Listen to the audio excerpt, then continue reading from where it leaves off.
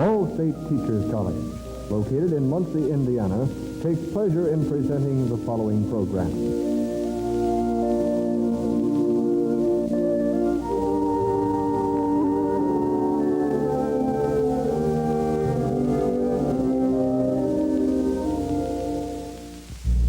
I mark it a real honor and a personal privilege to be able to present to you today our speaker, formerly First Lady of the United States of America, currently First Lady of the world, Mrs. Eleanor Roosevelt.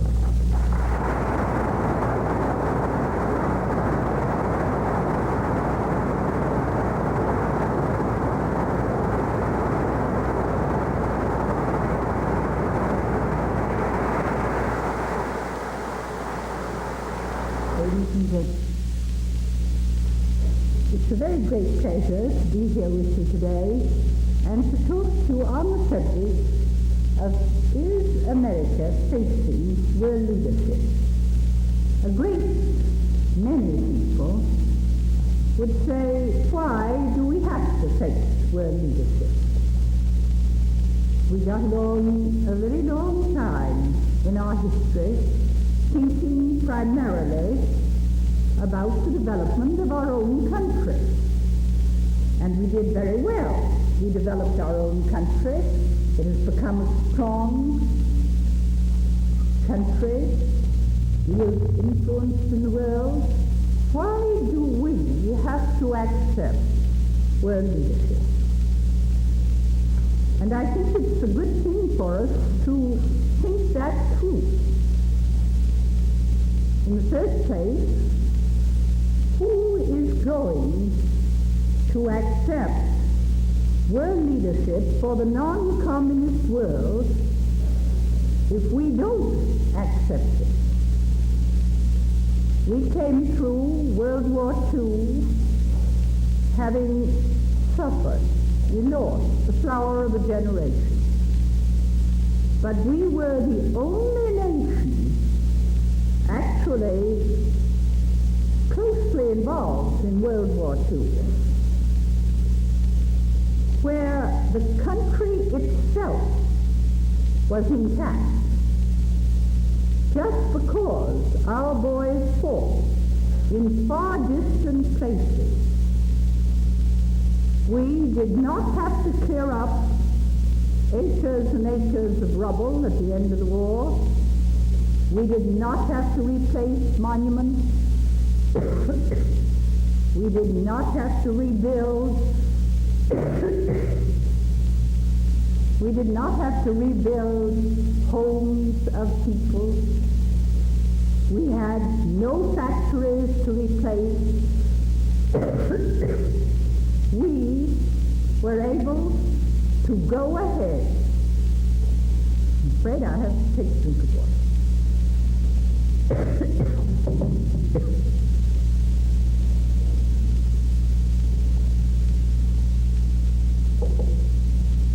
Now, to many of us, this seems perfectly natural, because many of us were not aware to what extent other nations had had their strength at home destroyed.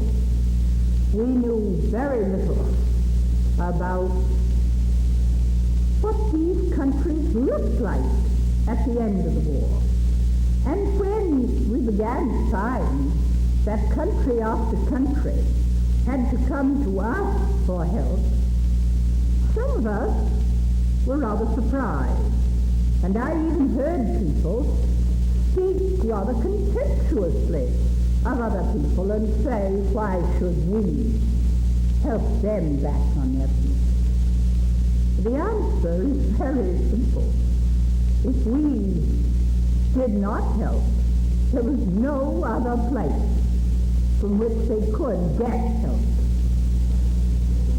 We were the only nation that had factories that could go on producing.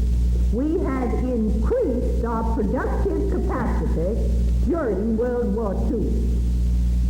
We didn't have to stop and rebuild. We just went on producing. We did have to act, and we had a housing shortage. But that was simply because during the war, we had not been able to use materials for housing. And so for that period, we had stopped building. But how would it have been if we had had acres and acres of land to clear before we could even begin to rebuild? It so happens that in the autumn of 42, I stood on the steps of St. Paul's Cathedral. It was right after the great bombing of London in the heart of the city, when the whole city of London had burned. Now here was the center of the financial world. Up to World War I, unquestioned center. A little bit weaker between World War I and World War II, but after World War II, no longer the center of the financial world. That had passed to us. And had you stood with me on the steps of St. Paul's Cathedral, you would have understood the reason very well. I looked at street after street where here and there you would see just the walls and nothing behind it. I drove that afternoon for miles and miles along the waterfront where workers had their homes. And at first I thought there was not very much destruction. And then I began to realize that this was a facade, that the front wall stood, and behind it there was nothing. We have got to remember this, because if we don't remember, we will never understand our position today. I've seen a great deal of devastation from World War II.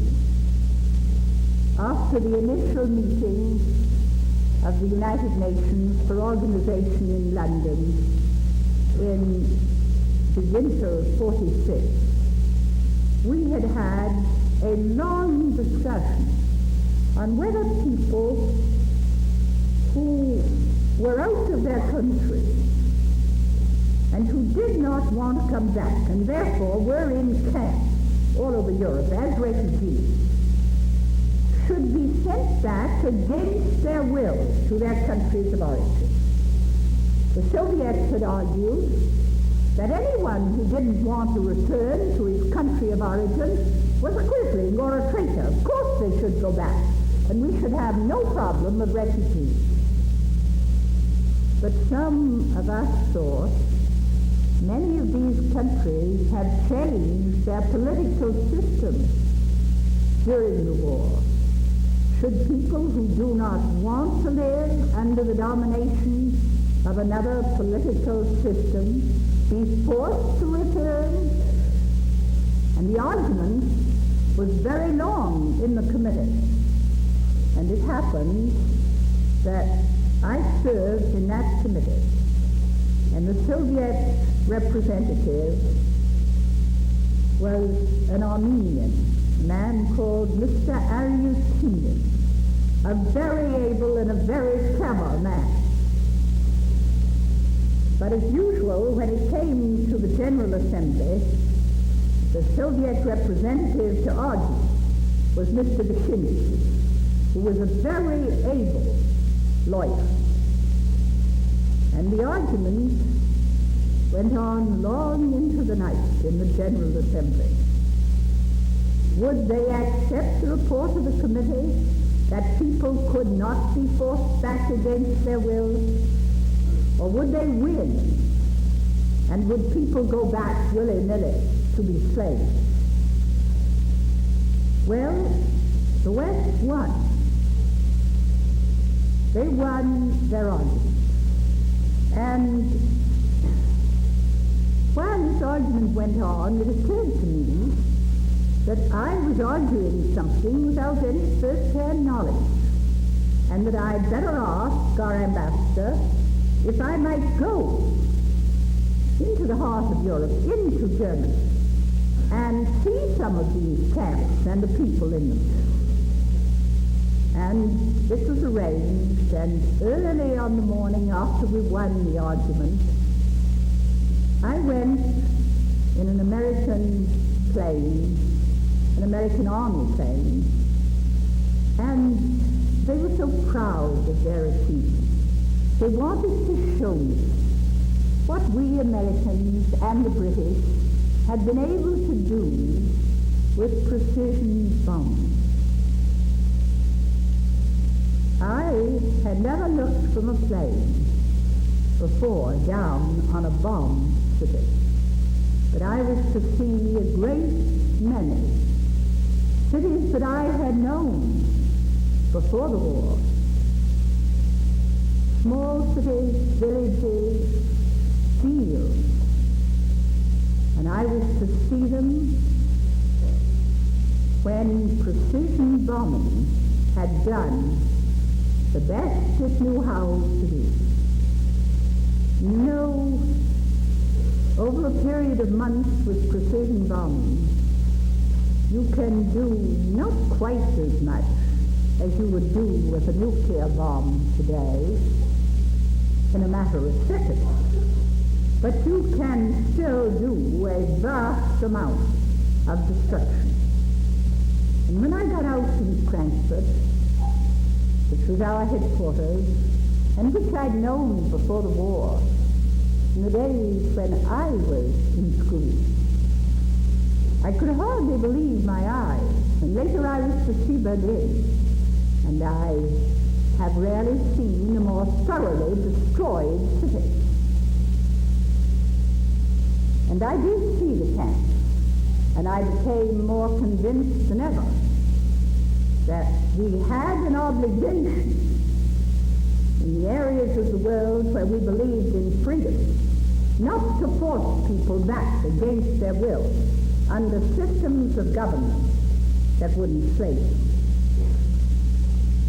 And with that decision, we again took leadership, responsibility for what would have to be done over a long period for people who could not return to their own homes. All these things and our own good luck in being intact in our homeland is what made us leaders in the non-communist world. The Soviets have been so far the leaders of the communist world. There is a faint apprehension that you sense, never said, but just sense in the Soviets of today, that possibly the communist Chinese, with their great population, are coming on rather fast and may well compete for leadership someday.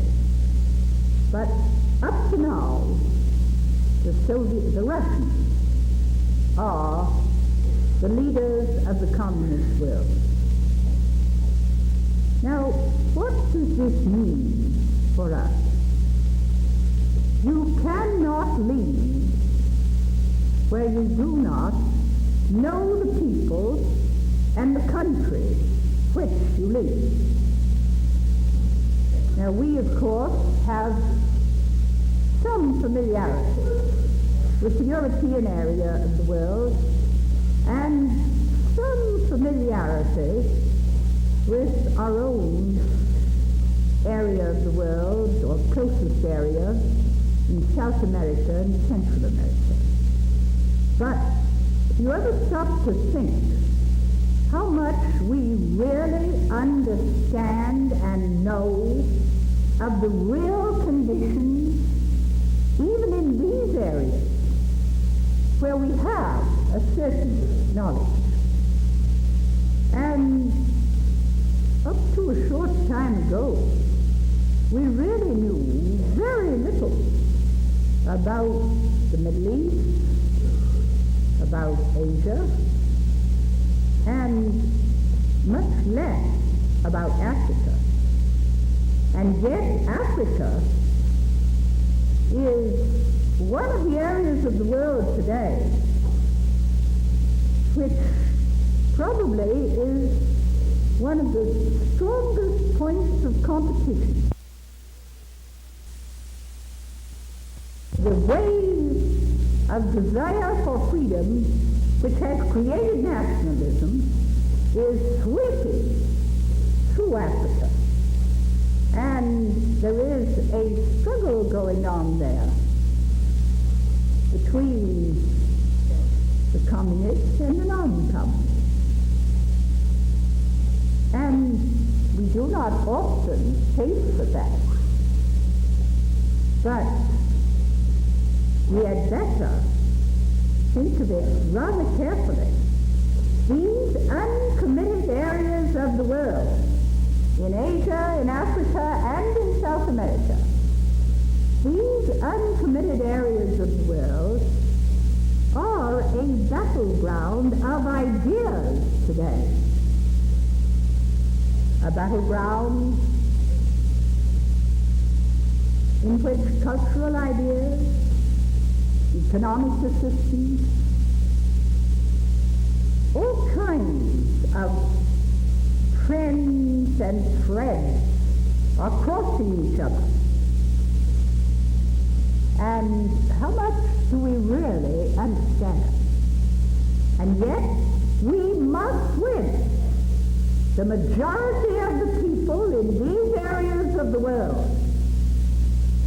If not, it might happen that we would wake up someday and find that there was so little left of the free areas of the world that we could not function very well.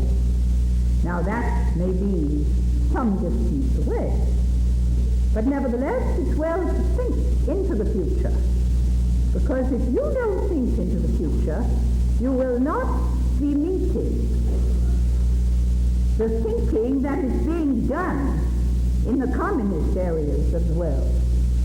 They have every step for years ahead carefully planned. They know exactly where they want to go and what they expect to achieve. And they are quite open in telling you about it. If you talk to Mr. Khrushchev, he will tell you, you're wasting your time. You've had feudalism in the world. You've had capitalism in the world. You've had a little socialism. We have socialism today, but not real communism. But communism is the law of the future.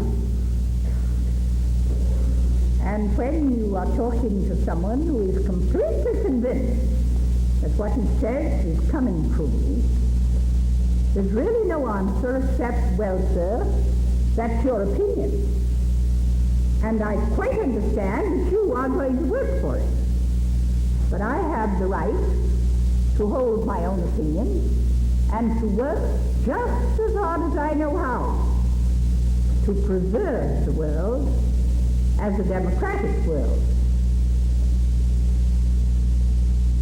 But then you realize the more you see of the communist world, that there are certain drawbacks to having to actually face this kind of future struggle where the people as a whole have to understand what the situation is and what needs to be done. In the communist world, only a few people, a handful at the top, have to understand, make their plans, and carry them out. They will force people to carry them out. It won't seem very strange because the whole of life is a life of compulsion. They do obtain certain material gains, and they are given them little by little. And you've never known freedom. And the Russian people never had freedom under the Tsar. The majority of them were peasants on somebody else's land. A few were able to get some land of their own. At the top, there were a few people who were highly cultured, who were very able and very rich. At the bottom, there was a mass of uneducated, poor people, and nothing in between. And so the majority of people were slaves. Only 10% of the people of the Soviet Union before the revolution could read and write. Today, you would find it hard to find 10% of the people under 40 who cannot read and write. Now this is a tremendous change brought about in 41 years, and it could not have been done except under compulsion. But you can do this in a country where the people have never known freedom. And every little material gain looks like the beginning of freedom. I think you have to feel it to know the difference between being in a country that is free and being in a country where everyone lives under compulsion. But you had better try to understand it intellectually, because results through compulsion can be quite remarkable. You can do a great deal where you can force people to do it.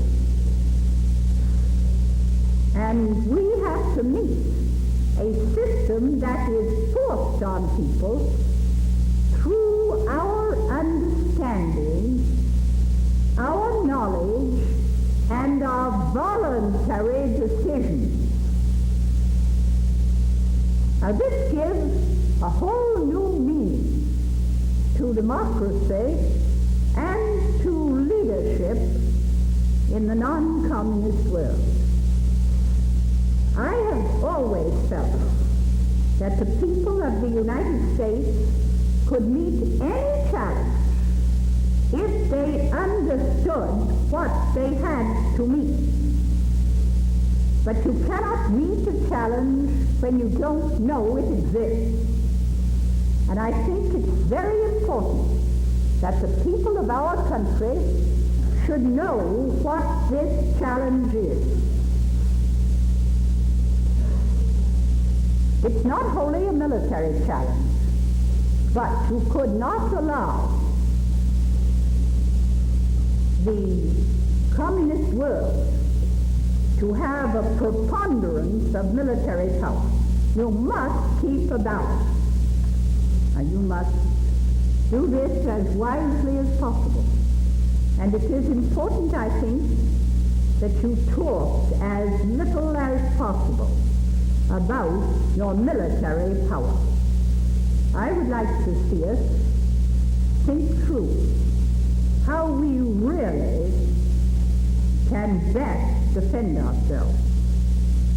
I don't think we're doing it to the best of our ability and saving our human strength or using it in the best possible way. But I would like us every now and then to do something which would unmistakably serve notice on the Soviets that we were not falling behind, that we were at least equally strong. But every time we talk about it, it gives them a handle to say, you see, they're the warmongers. They're the people who want war. We don't want war. They're the ones. So talk is somewhat dangerous because there are many countries in the world who are desperately afraid of any move by the big giants as they look upon them, which may involve them, which may mean that willy-nilly they are going to be hurt. And so when they say that about us, they know it isn't true. But it has an effect in Asia and in Africa and in South America. And it's well to avoid it if we can. But I think we need to be aware that there is a much broader challenge to our leadership. And that is a cultural and economic challenge. And that it's actually worked out and planned for by the Soviet Union, and that everything they do is feeds this plan that they've made. Every little thing. I could tell you so many little things, but I'll give you one example. In the Soviet Union, they are now allowing more foreigners to get visas and come behind the Iron Curtain. And they are actually invited by the government and paid for delegations to come from the non-committed areas of the world. And one of the little things they do is to keep the first 3 rows in any place of entertainment in the big cities for sale to foreigners. So you come in at 4 o'clock in the afternoon from your plane, and if you want to go to the ballet or the opera or the theater or the circus or the marionettes, you get the best seats in the house. And I sat one night with a delegation from the Sudan on my right, 20 gentlemen from the Sudan. And I was very much interested because, of course, every one of these delegations has to have interpreters. And there they had 4 young university-age students. And I had to stop and think, what on earth is the language you talk in the Sudan? And then it dawned upon me, it's Arabic. And I thought, if I were home, where would I go to find 4 students who could talk Arabic as glibly as they talk their own language? Now, this is a carefully thought out program on the part of the Soviet Union, and Mr. Khrushchev didn't like it very much when I told him that this interested me because he was using capitalist incentives. But he was, and I will tell you just what they do. Every young person in the Soviet Union must learn one language besides his own. From the day he enters school, he studies that language until the day he finishes 10 years later. And that language he knows just as well as he knows his own. Now, the 3 languages which you can choose, and every district has schools where you can go to whichever one teaches the language you choose. Either with a British accent or an American accent. You can choose German or you can choose Chinese. Now those 3 languages, one of those, every youngster can talk one of them just as well as if it was Russian. Now, I used to marvel. I used to meet these interpreters in Geneva, and I remember one who spoke English so like an American that I said to him, "You must have studied in the United States." And he looked at me and he said, "Oh, no, I never studied anywhere but in Moscow." And it was always a mystery to me how this was accomplished. And I learned. I went and sat in the classes teaching English after they'd had 3 years and 4 years. And I wondered as I sat how many of our youngsters could bear this kind of training. I was quite sure that in my young days I would have thrown the book at the teacher. But for 3/4 of an hour, the periods in a Soviet school are 45 minutes. And for 3/4 of an hour, I heard those children repeat one sentence singly, in pairs, and as a class, over and over again, until there wasn't a single child who couldn't say those words perfectly, without the slightest accent. But it was boring beyond words, but it accomplished the results. And that's why they talk those languages so well. Now, if you are able and show ability for higher education, you have to show the ability and pass the tests. But if you come to your final 10-year tests, you may be shoved out at the end of 7 years. And it's maybe decided right then and there that you're never going to show enough ability, so you will become a skilled laborer or a technician of some kind. And I think the age will someday be changed, because it seems to me that 14 is a little too young to expect that a child's record will show that he wants to learn or she wants to learn. But that's one of the requisites. At 14, your record must show that you want to learn. And if it doesn't, you're out. You don't have any higher education. You go into a technical. But if you get through the 10 years and you again pass all your tests, including your Marxist tests, we don't pass tests in what we can say about democracy, but they pass tests in Marxism. And so if you pass those, it might be hard on your family to let you go on into higher education. Of course, all education is free, but the government, when they have chosen the able young people and they feel they cannot waste human material, when they have chosen those who are to go on, they give them an allowance. Now, it's a bare subsistence allowance. But if you learn one more foreign language, you get 20% added to your allowance.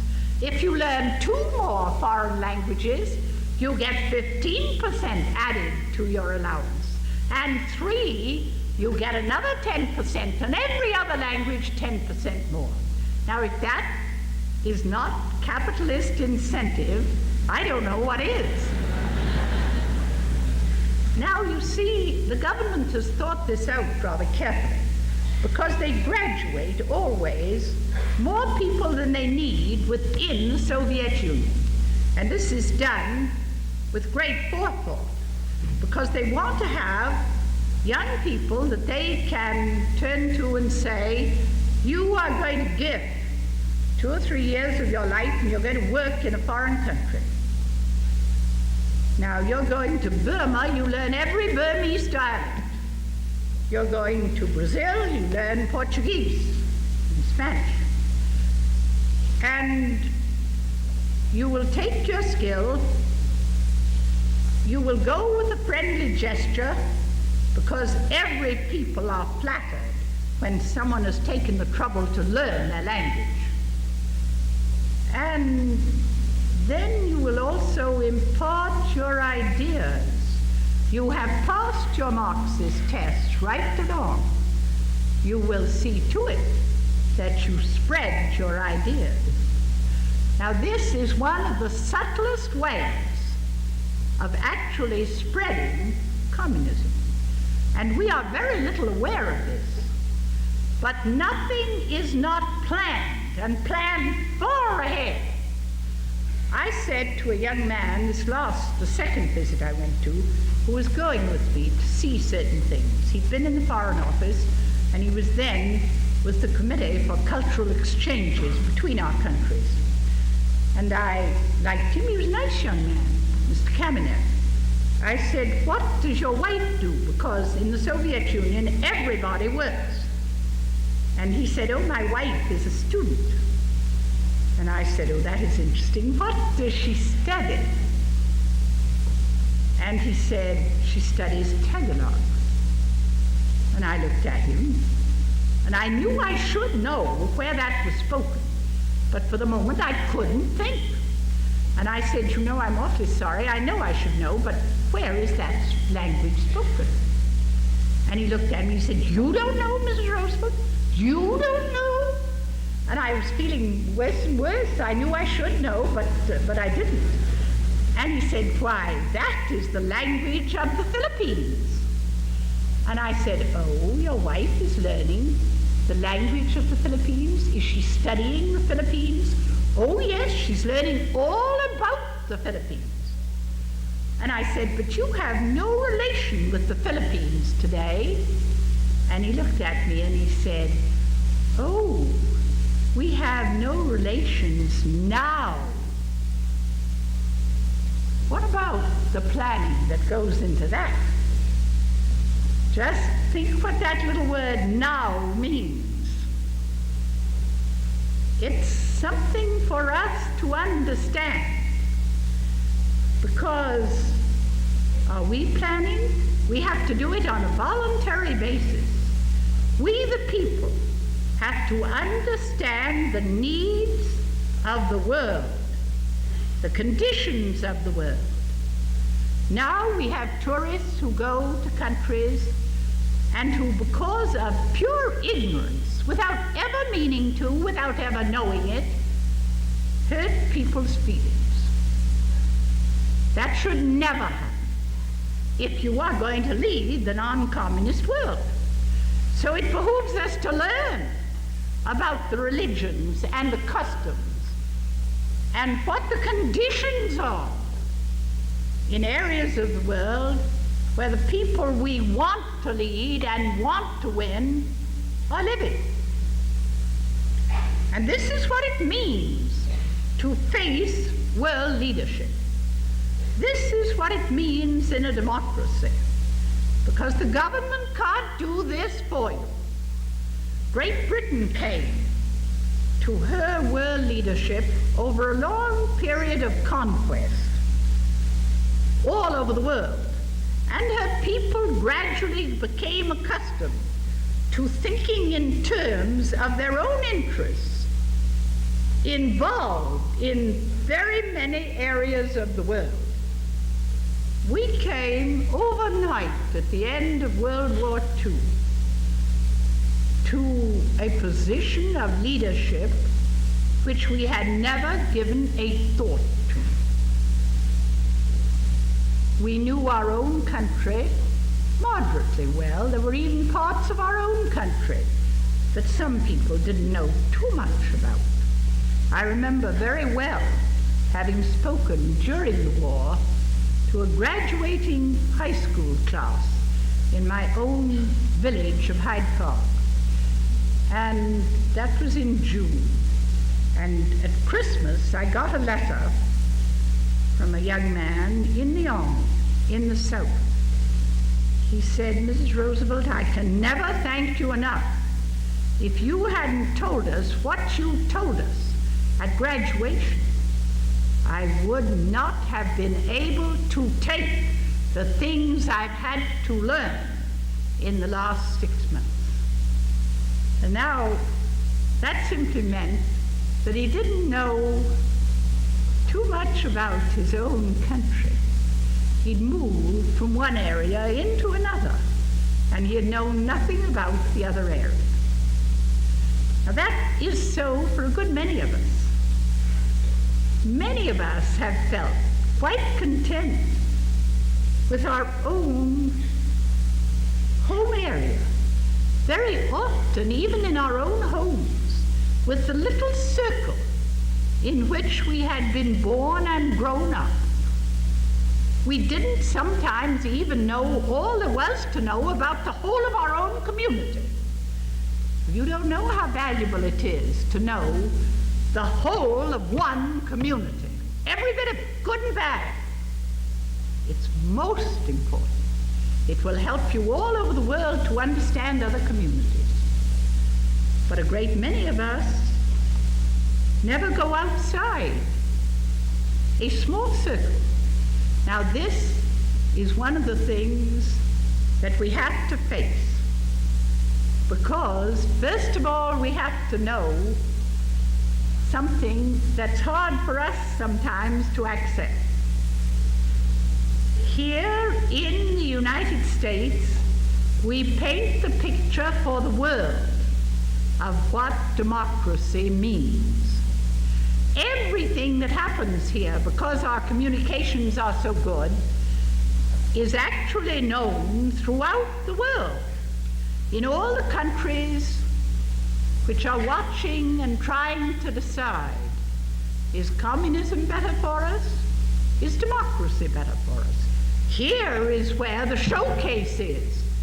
Here is where you look to see what it means to live in a democracy.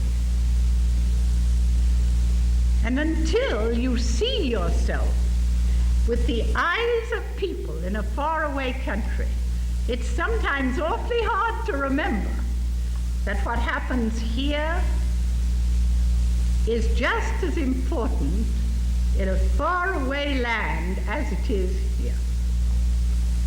And that here is where you paint the picture of something which other people are either going to want to accept or are going to refuse. I'll give you an example.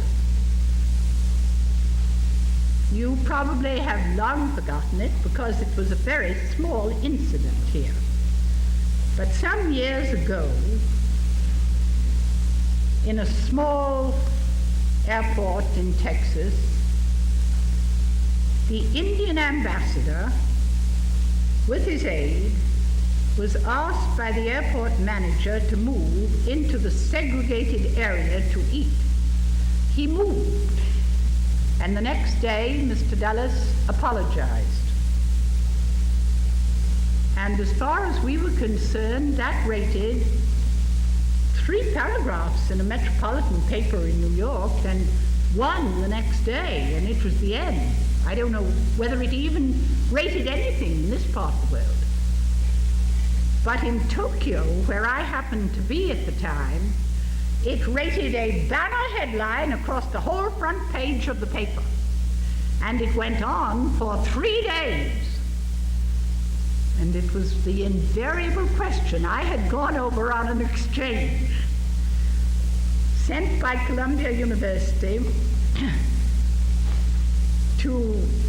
they were inviting Japanese over here, and they were sending over there, at the request of the Japanese, certain people.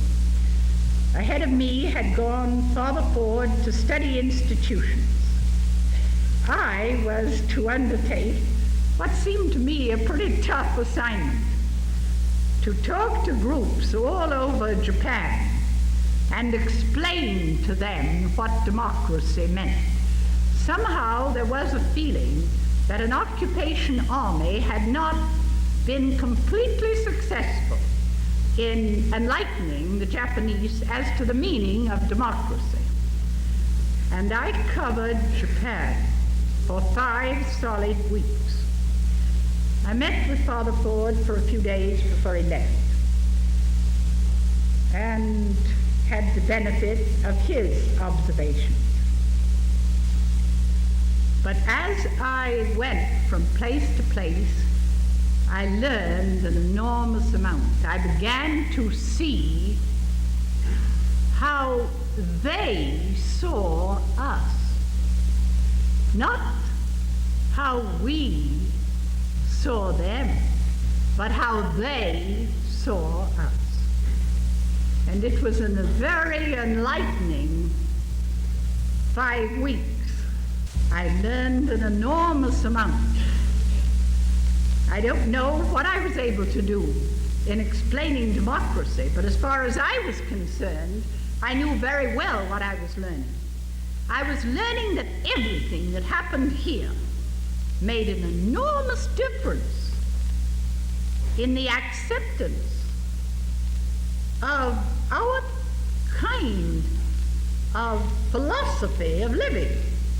I had an old Japanese professor in one of the universities say to me, "Oh, we think that what you tell us about the ideals and the ideas back of democracy are really remarkable. But sometimes when we see the way your people behave here, the way sometimes things happen in your country, we wonder whether you live these theories and principles or whether they are just words." And that's a difficult thing to answer. And that's what we're really faced with. Because everyone can know all about us. Almost as quickly as it happens here, the world knows. The Soviets have an advantage because they censor news, both incoming and outgoing. And they only print the things they think will do us harm. You go through factory after factory in the Soviet Union, and you will wonder that the Soviet people apparently show no antagonism to the people of the United States. You wonder how so much propaganda seems to have so little result, because you would expect them to hate you and to show it. Every factory has slogans, which with different words, of course, but the gist of every slogan is this: you must work and you must sacrifice, or the Americans will annihilate you. And that is said over and over again. And they ask you this question: why do you want to annihilate us? And you answer, but we have no desire to annihilate you. We don't want war any more than you do. And you see an incredulous look on their faces. And they say, oh yes, but you do. You want to get rid of us. And if you get up to someone who dares to talk, like Khrushchev. I had this argument with Khrushchev. I had made the assertion that our whole situation in the Near East, this is 2 years ago now, that our whole situation in the Near East would have been easier to handle if he had not allowed Czechoslovakia to give arms to Egypt. And he looked at me and he said, Madame, may we go a little back into history? And I think I should tell you a little bit about what Khrushchev is like as a man, because you won't understand it so well if I don't tell you. He is shrewd, he's of peasant stock, and he has the qualities of an Eastern European peasant. He's shrewd and he's suspicious. He's very quick, he's very alert. He will tell you that he was a factory worker. He will not tell you that he married the daughter of a general who was a very fine musician, and that she made him go through the university. So he is very well educated. And so when he said, let us go further back in history, I, being quite ancient, immediately thought, we're going back to World War I. And sure enough, he said to me, Our soldiers have never been on your soil, but yours have been on ours. And I thought, oh, shades of all the young reporters who have had to talk to you. They're mostly young, and they probably have entirely forgotten that we ever had soldiers on Russian soil. But we did have. They landed at Archangel with the British, and they were in Mongolia for some time. And so I said, yes, sir, but that was so long ago, it's not pertinent to anything we talk about today. And he said, very well, let us move forward. Who first rearmed anyone in Europe? And I had to say, what was true, of course, why, of course, we did, sir. But again, you had armed forces, armies outside, just on the borders of many of the countries of Europe. And he said, that is what you always say. You always say that we never won except by military force. We did not have a single soldier in Czechoslovakia. Here we were back at Czechoslovakia. And I said, well, that is true, sir, but you had agents in Czechoslovakia. And quick as a wink, he said, agents, what are agents? Are you an agent? Am I an agent? Anyone who cares about something and works for it is an agent. You can't gainsay it, it's true. Of course you're an agent. Of course. He's a very quick and very alert person. And you must never underestimate an opposition. It's very much safer to understand what they really are and what they are doing than it is to say, oh, they're no good, they can't do anything. That's a dangerous attitude. And there's another thing we ought to remember. For a long time, we did not recognize the Soviet Union. I don't know why we don't ever seem to learn much, even from the study of our own history. Has it ever occurred to you that geographically, when we were building our country, we were cut off from the rest of the world? Geographically, because transportation was so difficult in those days. And because we were cut off, we were forced to do a great many things which, if we hadn't been obliged to do them, we might easily have done the easy thing, grown the things that we could exchange with another nation to get the things we needed. Not bothered to learn to produce those things ourselves or to make them. But we were cut off and we grew strong. And we did almost impossible things because we had to. Well, we might have learned when we certainly did not like the Soviet Revolution, we cut the Soviets off. Now, we hoped day by day that this thing that we disliked would die. And we tried to think that it would die. And we hoped that some fine morning we would wake up and find that it had evaporated. There would be no Soviet Union.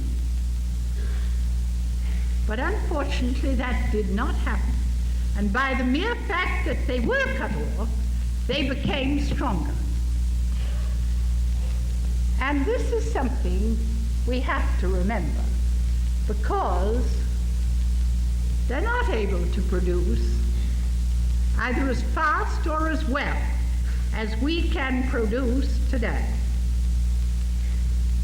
But they work at it very hard. Khrushchev said to me, 8 years from now, we will have caught up. Now, I'm not sure. And I don't really care very much whether it takes 8 years or takes more or less. What is important is that we should understand that this strength is growing. And the strength within the country is not so important as the influence that this growth has on the uncommitted areas of the world. If we want a future which is largely committed to freedom in the world, then we'd better understand what is being offered by the communists to these delegations that they bring in. Remember, a new country just looking to be free, to create a nation. It has innumerable problems. And the Soviet Union says to the representatives of these countries, in the United States, we'll always look down on you. You're colored. Now, not Negro, colored. You are colored. They look down on their minorities. We believe all men are brothers. Now, this, of course, we question very much. But in the Soviet Union, there are many different races. And so far, they have been allowed to function by preserving much of their own background. And they must learn Russian. But there is no real difference made. So when they say this, they can show what they do pretty well. And the second thing they say is, you are disease-ridden, you don't know how to establish sanitation, how to get medical care for your people. We can help you. 41 years ago, our land had malaria everywhere. We had all the troubles that you have. Only 41 years ago. And look where we are today. And it's impressive to look at the medical system. Not as good as ours, but nevertheless, under compulsion, they do a pretty good job. Now, the next thing is, in the time of the Tsars, we had no education. Look, we have today. You don't know how to establish education for your children? We will help you. We know how to do it. You haven't enough jobs for your people? We had no industry either 41 years ago. Look where we are today. There is no unemployment. We are growing stronger every year. Now, to people who are never told that this is accomplished under compulsion, this is a pretty impressive demonstration. And they always end with, the United States is so far away from your problems. They don't even understand what they are. They can't help you. It's much too far away. We can help you, and we will. They never speak of the strings that will be tied to the help. And when they first give it, they will never mention it.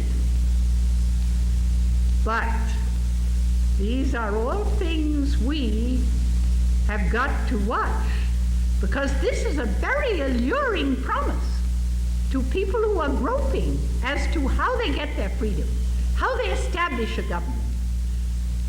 How do they move to get the things that they have seen? And it isn't enough for us to just say, here, Mr. Minister from this place or that, we will loan you a certain amount of money. And we'll be glad to send in someone to administer for you whatever you want. That's pretty tough to take. Every country that gets something likes to feel that it can give something to. And if you're going to lead wisely, you will learn that you go in, first of all, to learn. You say as you come in, I have come to learn. Of course, my government is ready to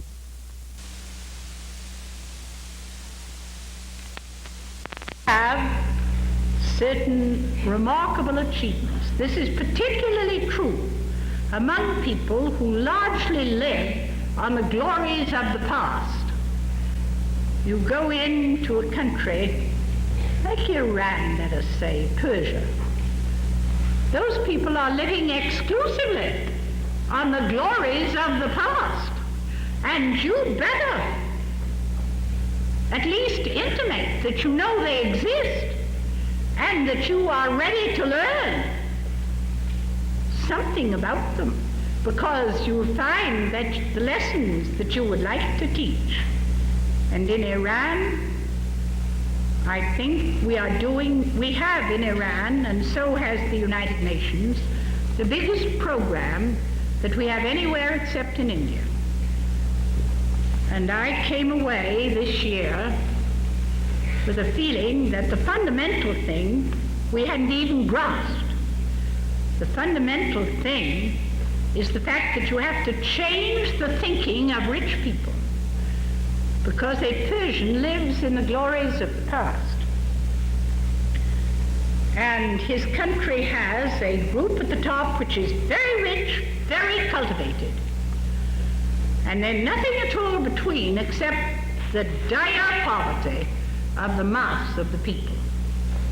And when I say dire poverty, I mean just that. A kind of poverty which I can illustrate for you perhaps by the fact that my son-in-law is an exchange professor under the Fulbright professorships in medicine.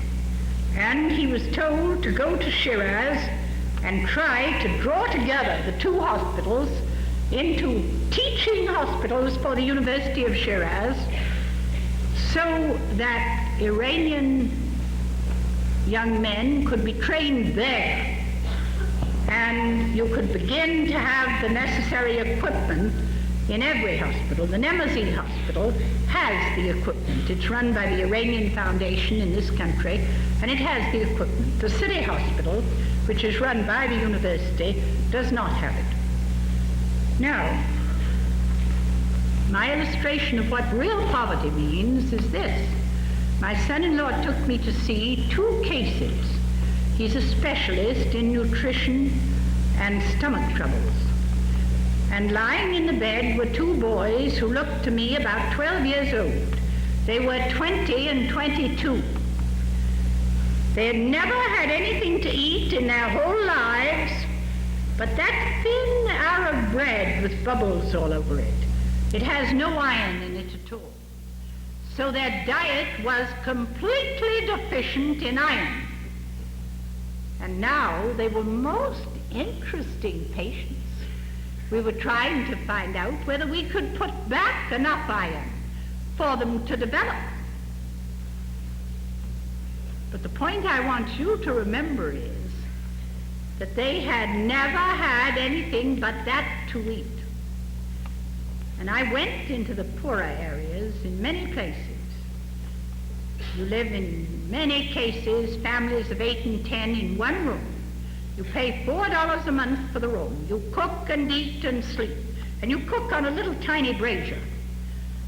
And sanitation is practically non-existent. and I asked the average amount that a family of 8 or 10 in these particular areas could have to spend on food. And I was told that they would do very well if they had 25 cents a day. Now, even with cheaper food, and there is cheaper food, it is difficult to feed 8 or 10 people on 25 cents a day and have the diet adequate. Now, we have to remember this, because this comes about because of a condition of mind. Among the rich, there is no sense of community responsibility.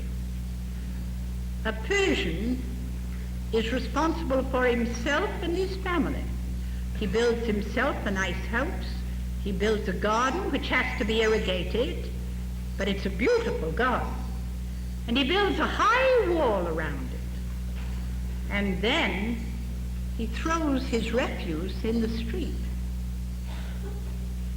Now, this means that the most important project in Iran is to change the responsibility of the individual who has something towards the community in which he lives. Now, it is happening. It is being done, and the women are among the leaders. I was enormously interested in talking to 3 women, one of whom was working for the Department of Agriculture to raise the standards among the women in the villages. But this is slow business, and we'd better do it fast, because the appeal of communism, where you don't have enough to eat, the strength of an idea is, of course, basically the important thing that you have to combat. But the soil in which those ideas are sown must be considered too. And certain ideas, communist ideas, flourish where there is poverty and disease, and where nothing is happening to give the people greater hope. Now, we're doing a great deal, and so is the UN in Iran, but it's only one of all. It's a Persian country. It's not Arab, but the Arab countries lie all around, and conditions are very similar. And the impact of going from a country like that into Israel is something which makes you long for peace to come between Israel and its neighbors, because Israel could help so much to change the conditions which exist, which do not exist in Israel. They do not exist because you have people who understand democracy, who know how to do what to most of us would seem impossible. You have good administrators. You have people who understand organization, which is lacking very greatly in the Arab countries. And you long to have peace so that some good could flow out and also in. But there is much that we can do, and much that the UN can do. But it cannot be done without understanding. If you go into Iran without recognizing the glories of the past civilization, you will get just nowhere. And this is something that we have to understand if we are going to lead the non-communist world. And it's close to us in Iran because that's a central, pivotal country. Turkey and Pakistan, but Iraq immediately on the border of Iran. And Iraq has fallen under communist control. This is something that you and I are deeply concerned in, and yet we hardly give it a thought. We don't think it affects us very much here in Indiana.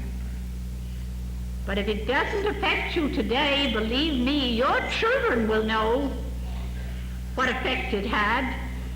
Your children and grandchildren will have to meet the results of what is not done today. And so, in closing, I would like to say that I believe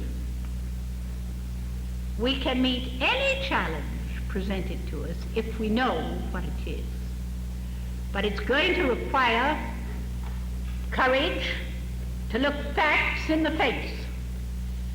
It's going to require staunchness of purpose, honesty about ourselves, a good look to see if we are doing everything we possibly can to improve our own democracy and make it worth following by 2/3 of the nations of the world who are colored peoples.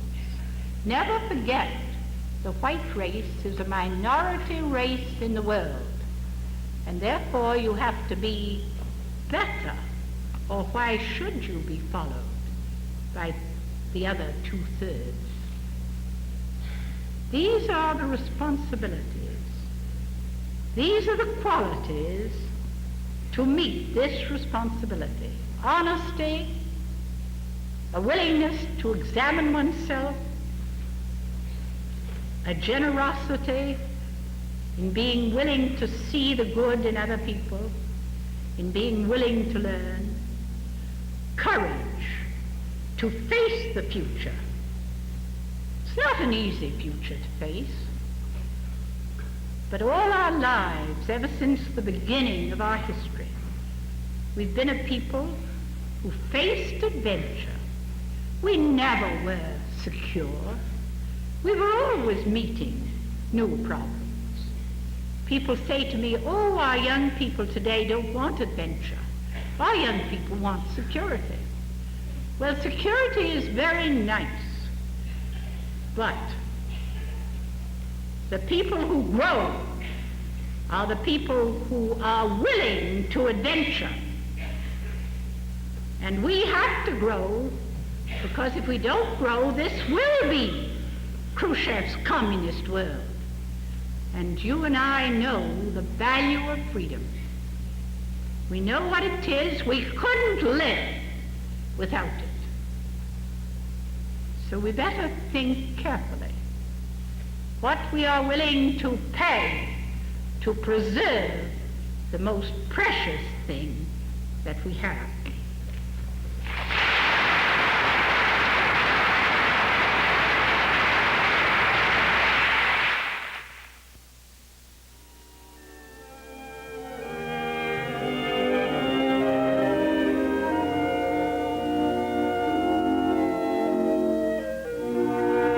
The preceding program originated on the campus of All-State Teachers College, located in Muncie, Indiana. Produced by the Library Film Service. Dr. Marion Grady, librarian.